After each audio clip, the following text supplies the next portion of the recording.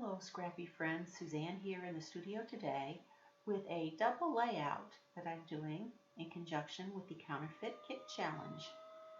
The second challenge of the month is to use some of your favorite things in the kit to create a layout.